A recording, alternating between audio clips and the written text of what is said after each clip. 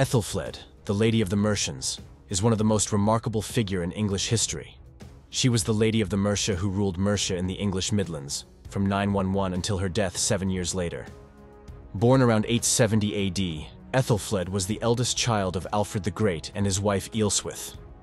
Growing up during the Viking invasions, she witnessed the turmoil and resilience that shaped her father's reign. She was born during the peak of the Viking Age. By the time she was 8 years old, most of England was under Viking control, and her father spent several years defending his kingdom from Viking invasions. In 878, Vikings made a sudden attack on Chippenham, and Alfred had been forced to flee his capital, hiding in the marshes of Somerset. But Alfred won a decisive victory at the Battle of Edington, driving the Vikings out of Wessex and converting their leader Guthrum to Christianity. Alfred then negotiated with the Vikings to divide the country into two parts. The Danes controlled the area known as the Danelaw, while the remaining lands were ruled by the English. Alfred then strengthened alliances between the remaining English kingdoms by marrying his daughter, Æthelflæd, to Æthelred, the Lord of the Mercians, and their union united Wessex and Mercia. Æthelflæd was a strong woman and a warrior. They both worked together on various projects, such as granting privileges to Berkeley Abbey and Church of Worcester. They also restored, improved, and rebuilt cities and towns which had been damaged or destroyed during the Viking Wars. After 899, Æthelred's health declined, and Æthelflæd took on many of his responsibilities.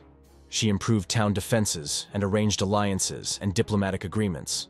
The Mercians soon recognized her leadership abilities, regardless of her gender, which was unusual for that time. However, trouble with the Vikings soon emerged. In 907, a Norwegian Viking named Ingemund has been expelled from Ireland, and they made their way to Mercia, asking for a place he could peacefully settle in. Æthelflæd made a strategic decision to grant lands to the Vikings near the city of Chester. This move, seemingly an act of diplomacy, was part of a broader plan. The Norwegian Vikings, eager for conquest, bided their time, gathered a formidable army, and devised a plan for a full-scale invasion of Chester.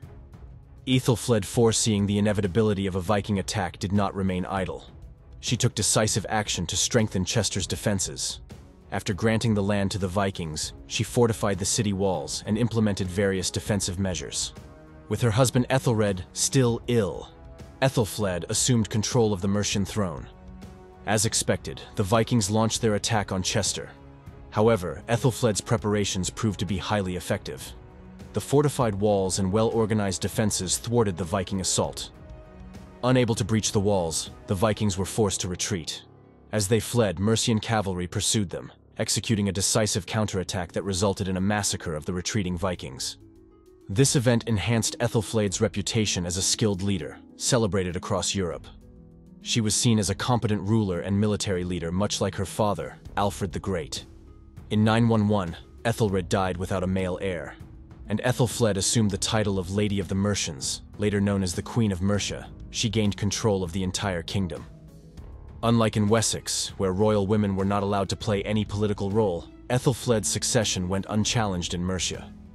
Upon Æthelred's death, Edward, who had become King of Wessex after Alfred's passing, took control of the Mercian towns of London and Oxford, which Alfred had previously placed under Mercian authority. Despite these territorial changes, Edward and Æthelflæd worked together to expand and integrate their respective regions, creating a unified network of defense to safeguard against any future Viking invasions. In 917, 3 Viking invasions occurred, prompting Æthelflæd to send an army that successfully captured Derby and the surrounding territory. Derby, one of the 5 boroughs of the Danelaw, alongside Leicester, Lincoln, Nottingham, and Stamford, was the first to fall to the English forces. By early 918, Æthelflæd had gained possession of Leicester without encountering any opposition. Most of the local Danish army submitted to her authority. A few months later, the leading men of Viking-ruled York offered to pledge their loyalty to Æthelflæd, likely seeking her support against the Norse Vikings of Ireland. They were preparing for a formal submission, but on June 12, 918, Æthelflæd tragically died at Tamworth, possibly from a stroke. After Æthelflæd's death, her daughter Ælfwine succeeded her, but ruled for only a few months before being deposed by Edward, who claimed Mercia for Wessex and united the regions under his rule.